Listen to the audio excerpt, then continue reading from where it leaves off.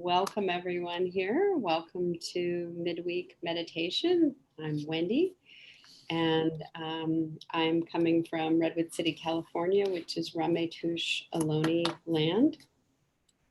And today, or starting at sundown, is the Jewish holiday of Tu B'Shvat. So our time today is centered on that. And Tu B'Shvat, if you're not familiar with it, the name comes from Tu, which is a way to represent the number 15 in Hebrew, and Shvat, which is the name of a Hebrew month. So starting tonight at sundown will be the 15th of Shabbat. So just like July 4th, that's how this holiday is named after its actual date in the calendar. And as I mentioned last week, there are 4 New Year's in the Jewish calendar, and Tu B'Shvat is one of them. One of them, as we talked about last week, was in last week's Torah portion, the beginning of the sense of a Hebrew Jewish calendar, which was Nisan for the, which we get to celebrate the remembering of the redemption from bondage in Egypt and the exodus from slavery. So that's one. Tu B'Shvat is another. Rosh Hashanah is the third. That's the new year for humans. And Elul, the month before Rosh Hashanah, is the new year for taking account of livestock. So livestock is considered a year older. Every Elul trees on Tu B'Shvat are considered a year older. And this comes from the system of giving a certain percentage or a tithe of what you owned to the temple to support the temple and the priests. And so you had to have a time when everybody decided, okay, what do you own? It's kind of like tax day, I guess, the end of the year. And also, especially for Tu B'Shvat, it's, the sense of there's a time that you don't tithe. So you don't take and give away any of the fruits the first few years of a fruiting tree. You let it continue to grow. And so you don't want to stress it, you support it. And then a certain, I can't actually remember. I think it might be year 3 through 5.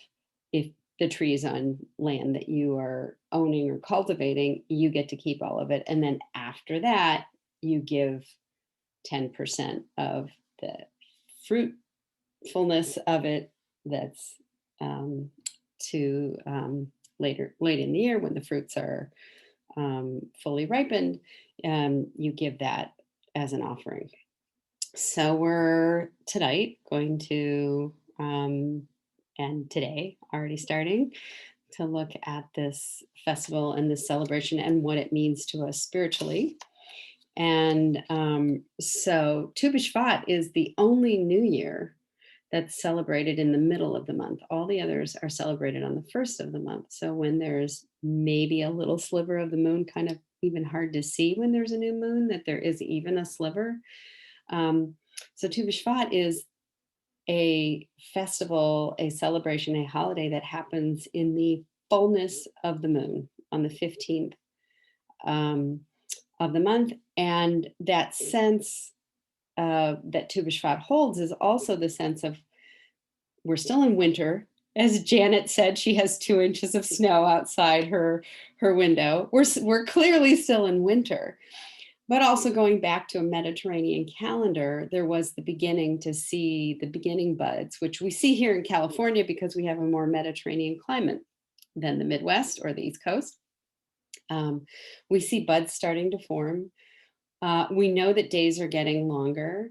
And so it marks the sense of winter and the short days and coming out into the longer days. So having it be in the middle of the month reminds us of that ritually and spiritually.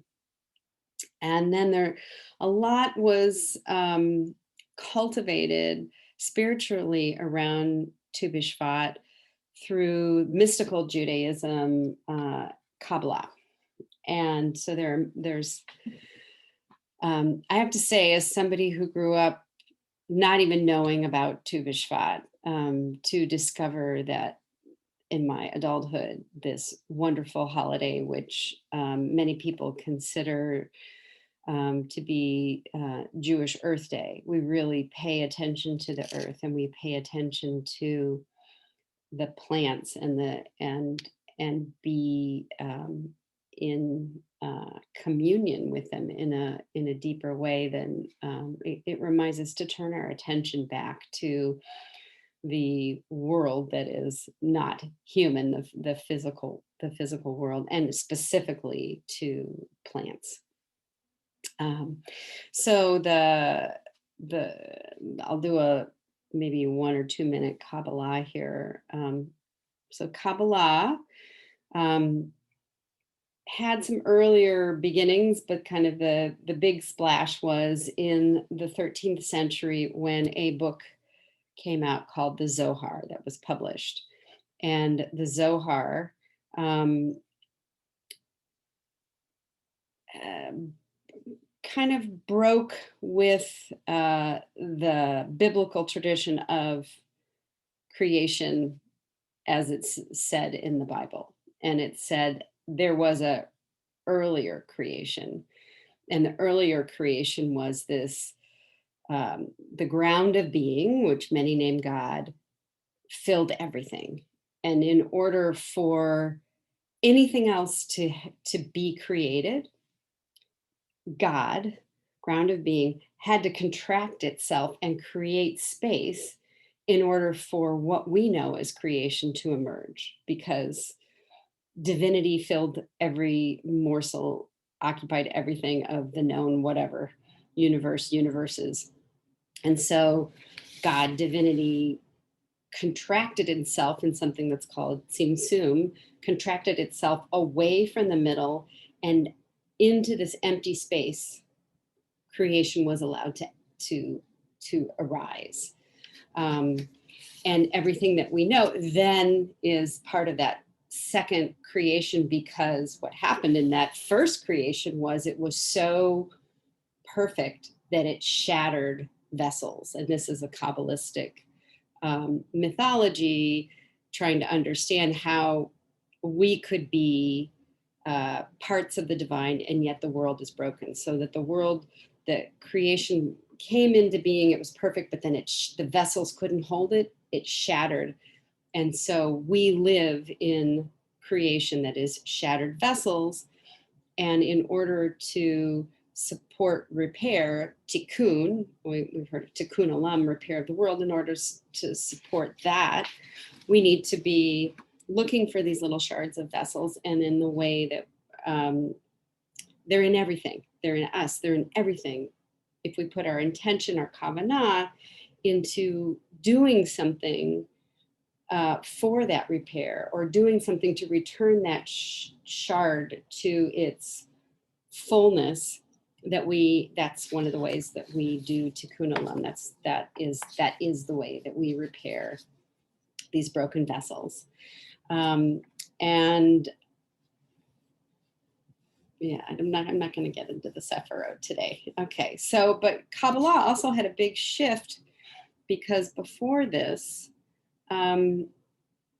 everything seemed to be about the mind and intellect and understanding and knowing. And so Kabbalah shifts that God isn't just in how we think about, ground of being, divinity isn't just in how we think and, to expand our thinking, but how we are and how we act, and that we are, I don't know, not everybody's been in every meditation, but if you remember the meditation where we had the Yud, He, Vav, He on the body, that's a Kabbalistic image, to actually see that we are made in the image of the divine. It's imprinted on our body, and it's imprinted everywhere. That sense of, we don't just think about the divine, we are part of the divine, and we are part of the repair that is necessary. So then Kabbalah continues to have different threads and streams. And in Sfat, in Israel, Moshe Cordovero created the understanding of the four worlds. So if God is in everything, how does creation really happen and continue to happen? And he came up with this concept of the four worlds. There's the highest realm, which we don't really understand, is emanation, and we try to wrap our minds around it, but we just can't. It's beyond our knowing.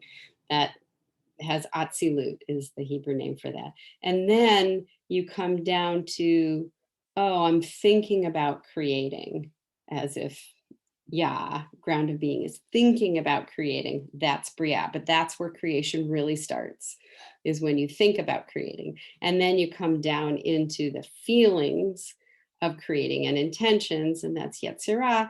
And then you come down to the actual physical manifestations of us and of doing and being. So it gets a little esoteric, and I'm trying to do it really quickly, but there are these four worlds. And the Tu B'Shvat Seder goes through those four worlds as well.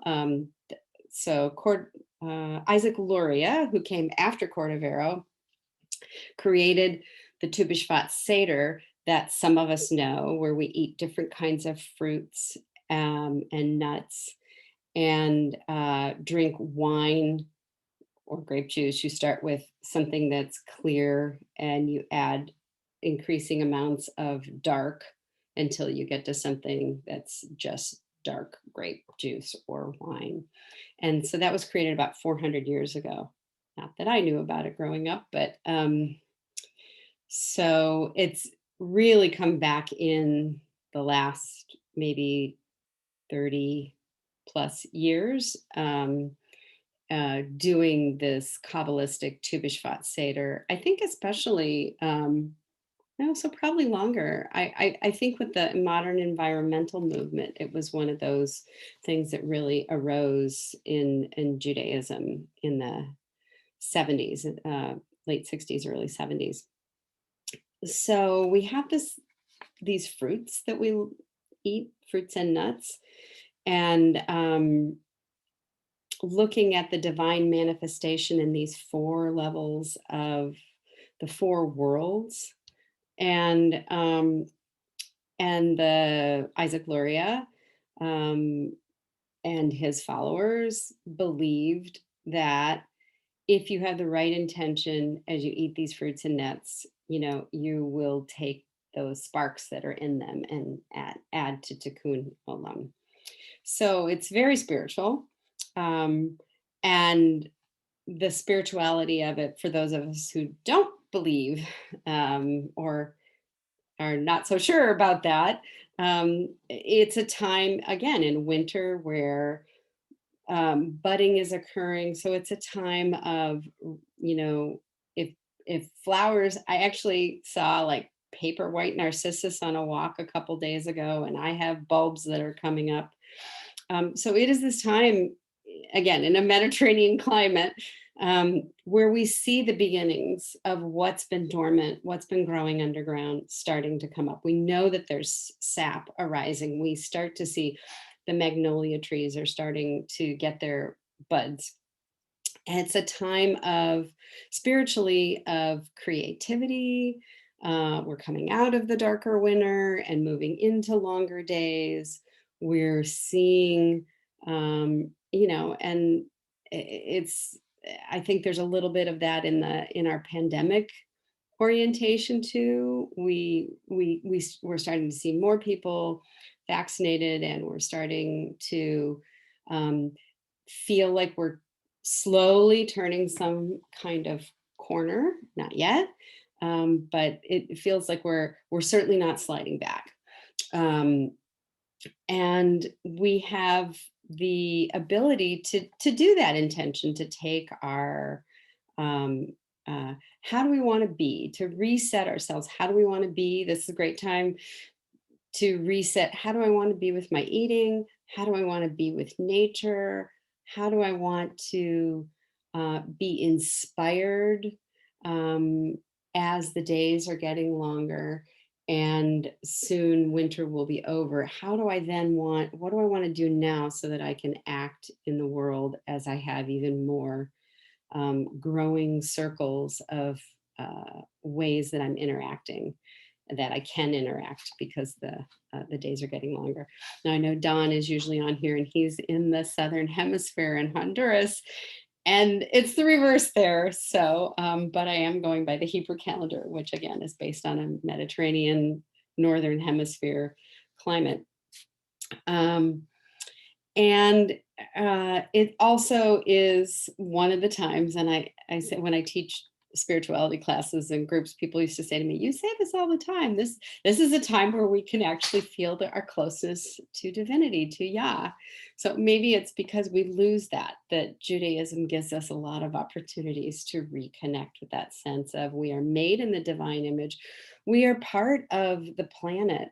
Um, Adam, in Hebrew, Adam, comes from Adamah, earth, soil.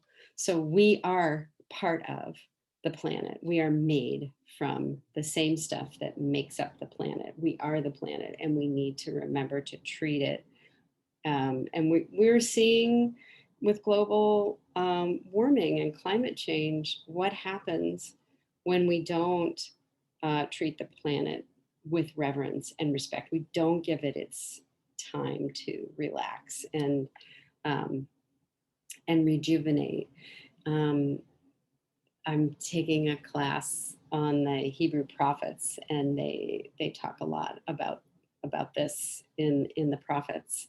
Kind of lost my thought what I was going to say there, so we'll move on. So today, what I'm going to do for the meditation that I created is a guided meditation where I'm kind of blending the four worlds. I'm not kind of, I am. I'm blending the four worlds orientation, blending it with the fruits that are part of the Tu B'Shvat Seder. So, in the first world, in the lowest world, you have things that have a hard shell, usually nuts, or something like what's that prickle? A rambutan. You just would not eat the outside of that fruit. You don't, but it's got a pit, so that's probably not a good one. But so it's usually nuts. And then the second level, we eat things with a pit in them, that we can eat the outside of the fruit, but we notice the hardness on the inside. And then the third level, the third world, we eat things which be completely consumed. We can eat the seed, we can eat the whole fruit, something like a berry. And then the last level, which is the highest level, so the Tu B'Shvat Seder goes from low to high, from physical up to, the spiritual emanation. There's no fruit in that. That's just wine. We just drink wine because there's no fruit to represent that. That's the way that the Kabbalistic Seder was developed. And so I'm going to wrap that in, and then I'm going to wrap in tree metaphors. So I hope it's not too much, but I feel like sometimes people resonate with one over another, and that's what I did. And the chant for today is from a group called Let My People Sing, and it's a Native American Hodenoshani Blessing. We give thanks for the unknown blessings already on its way. So the sense of what is in the roots, what is in the sap that's arising that we don't know, but it's actually already on its way.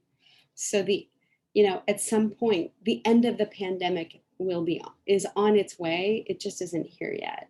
So just inviting that energy in, that we give thanks for the unknown blessing already on its way. And then we'll move into a meditation for about 20 minutes.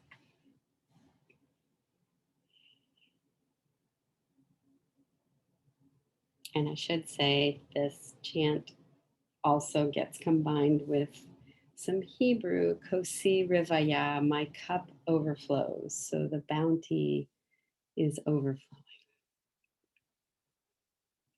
We give thanks for the unknown blessings already on their way. We give thanks for the unknown blessings already on their way. We give thanks for the unknown blessings already on their way. We give thanks for the unknown blessings already on their way. Kosi Rivaya Kosi Rivaya Kosi Rivaya Kosi Rivaya. We give thanks for the unknown blessings already on their way.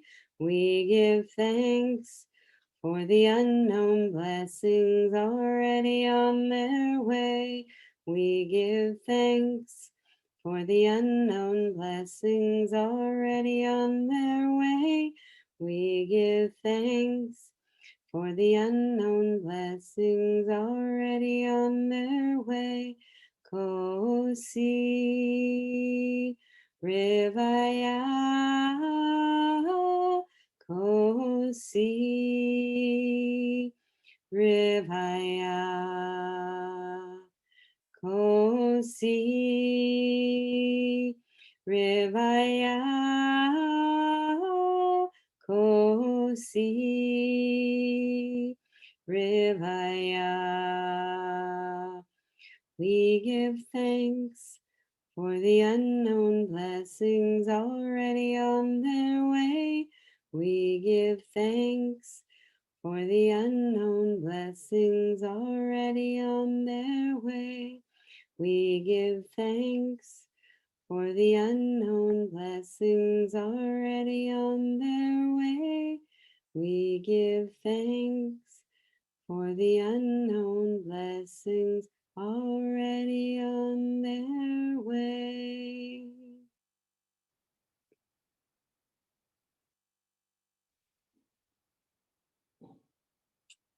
So take a breath in and let it go. Be in your own natural breath cycle, breathing in and breathing out, receiving oxygen from our plant brothers and sisters,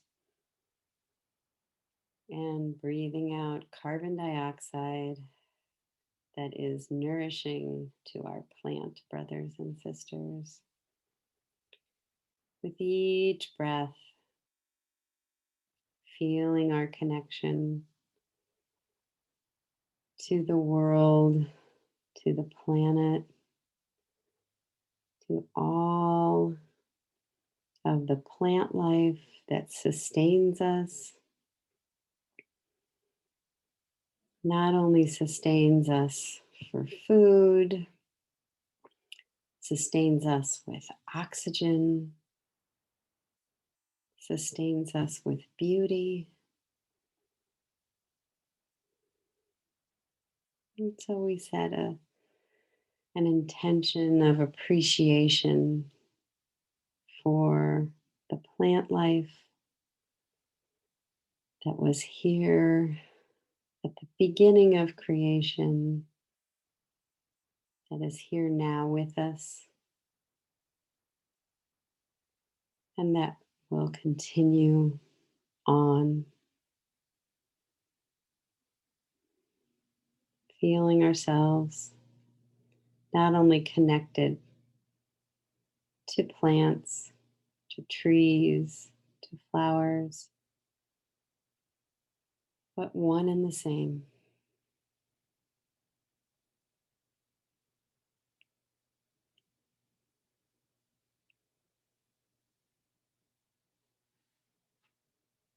And as we move through this meditation, if you feel that your mind is wandering, simply come back to the breath and feeling yourself in that cycle of life with plants, or maybe one plant in particular, a plant inside your house or a tree outside your house, feeling yourself really in communion and energetic connection with plants.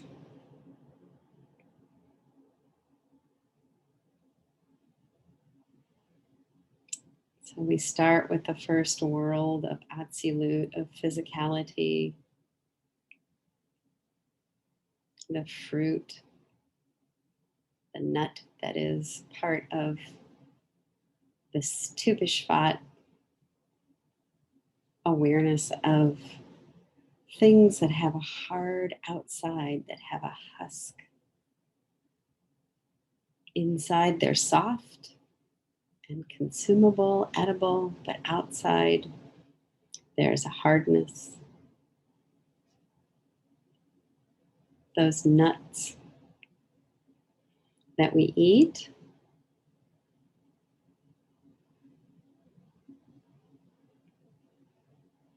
and the awareness that hard shells are protection for soft insides, and that we too have our protections that are necessary, things that we do to protect the soft vulnerabilities and the sensitivity of who we are as a human. And so envisioning that hard shell that is part of you, that is protective, honoring it, acknowledging it, and also the possibility that there is some hard shell that no longer is necessary, some way that you hold on to, that we hold on to, a protection from the past that is no longer necessary. And so in this world, we can invite in the healing divine energy to soften that shell, to allow us to let go of the husk that is around any tenderness and allow it to be more present, more in our awareness. Let go of a story or past pain that was part of that shell. So we invite in the divine healing energy. If there's something there for you, and from the orientation and imagery of a tree, this is the place of roots. So imagining yourself as a tree, imagining your roots, and really noticing your feet, noticing them on the ground, breathing into your feet, breathing up from the ground, the energy of the earth, and breathing back down, feeling yourself rooted, connected to the healing energy of roots, deepening them,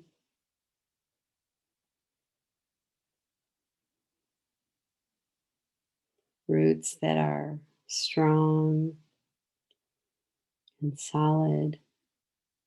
And if they feel less than strong and solid, this is a great time to invite in energy, the divine healing power to strengthen your roots.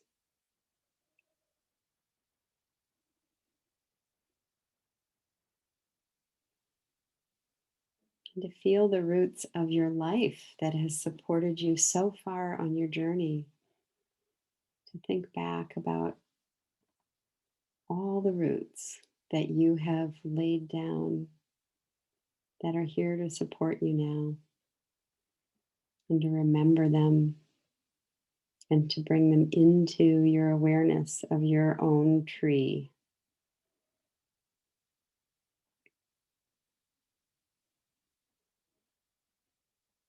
And take a minute and see if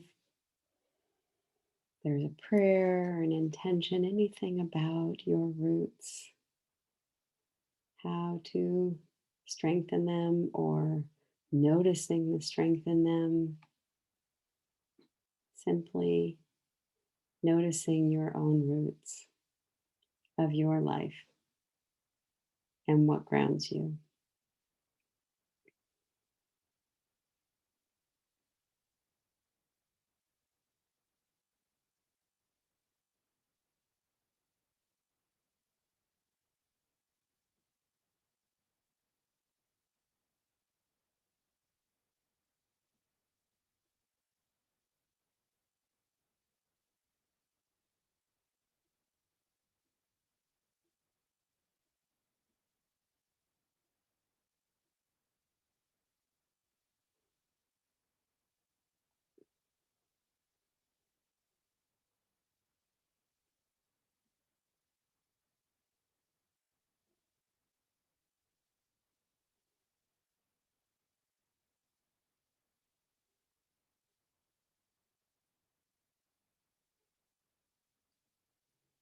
And we move to the world of Yetzirah, of formation, the world where feelings are more present, the seeds of new possibilities, the fruit in this world that represent this world is fruit with a inner pit, a hard, not a hard shell, but a pitted fruit, soft on the outside, consumable,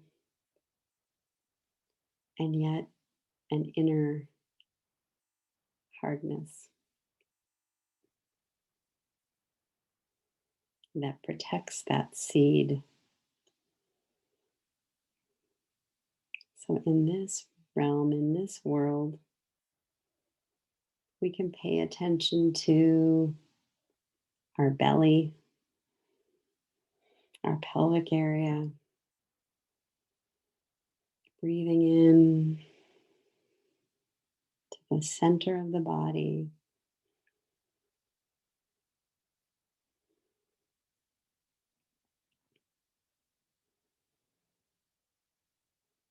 And the pit can either be a seed of inspiration that is not yet cracked open, or something that's hidden inside the pit that we don't yet know.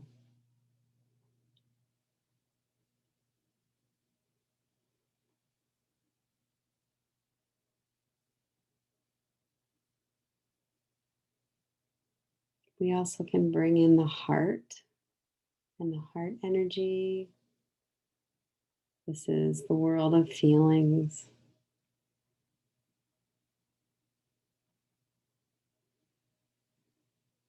Maybe breathing up from the belly into the heart and back down. Whatever feels comfortable for you. Maybe staying in the heart.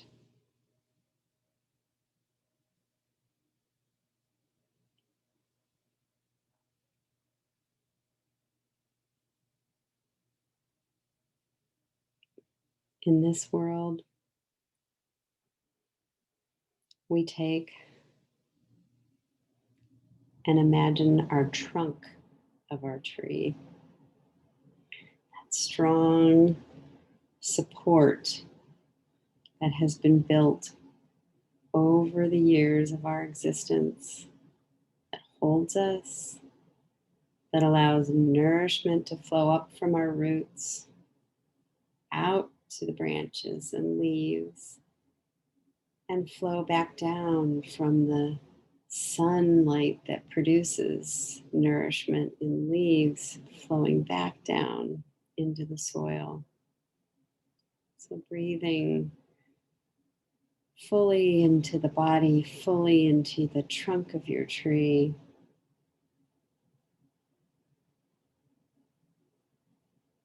And maybe there's something that comes into your awareness.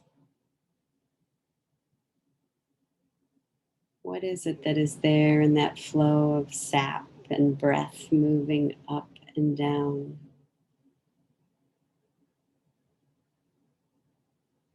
Or simply just appreciating that you are in a flow of divine inspiration that moves fruit through you, up and down. And taking some moments to be with your trunk and that flow of inspiration.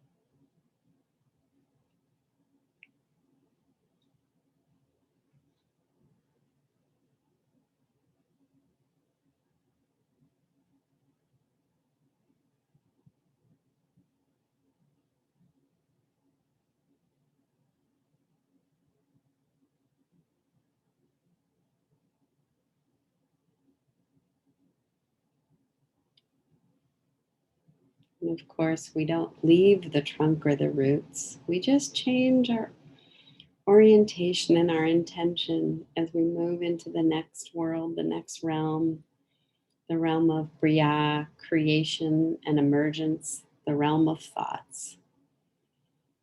So imagining branches and the head being a branch coming out of the trunk.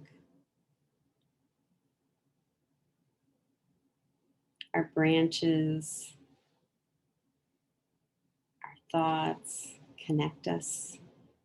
This is the place of connection.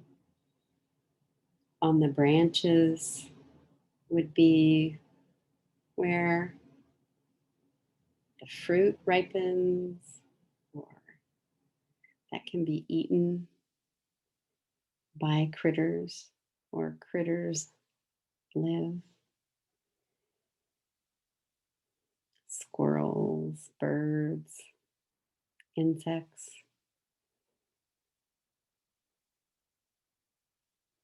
And where we are in relation with others and with other parts of creation. We eat from other parts of creation. We breathe out into,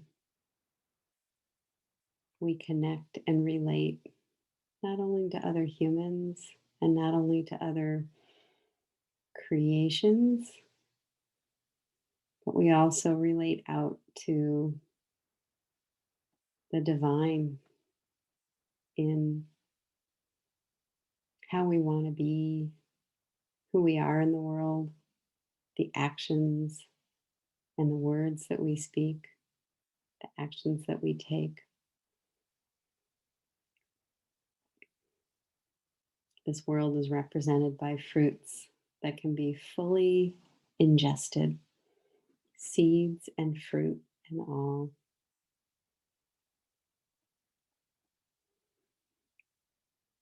And so on our branches, we may have blossoms that turn into fruit. We may have fruit. And the fruits of our work in the world, all of these are present in this world. And so we take a minute to envision and imagine what is the fertilizer that we need in order to blossom and fruit our trees. All creation needs help, and we are no different. So how might we want support or help? How might we offer it? We take a few moments to see if anything arises.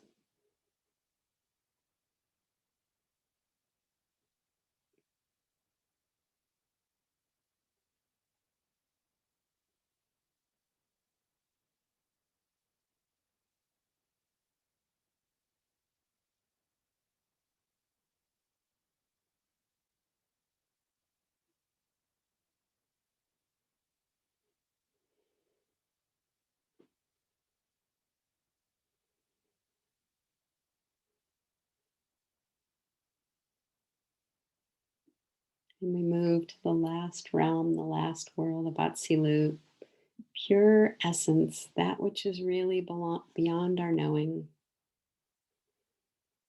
And here we can reflect on the soul, the neshama, the spirit that is in each one of us, unique.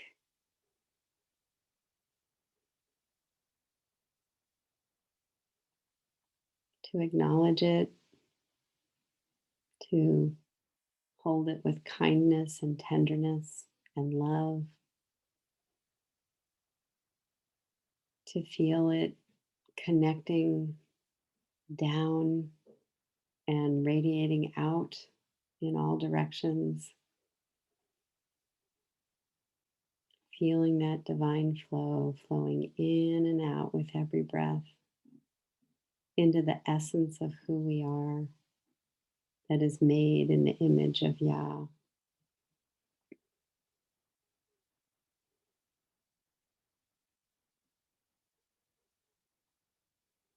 Listening to the sound of our breath, being present to who we are.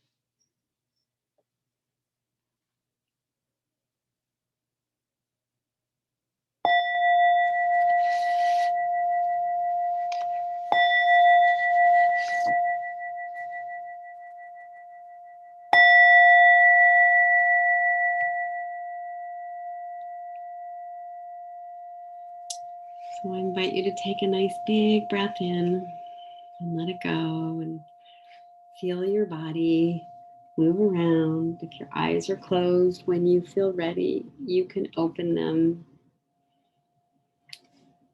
and hopefully you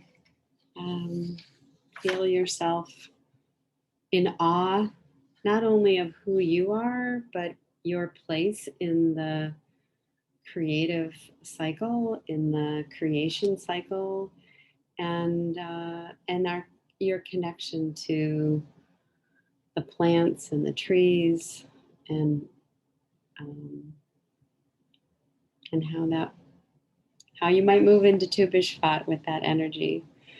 Um, so we'll end our time here together, except for those of you who can stay on the Zoom, and remembering that we're all made in the image of the divine with Yud He Vav He on our body. And so we say, B'Tselem Yah, you are made in the image of Yah, in the divine. B'Tselem Yah.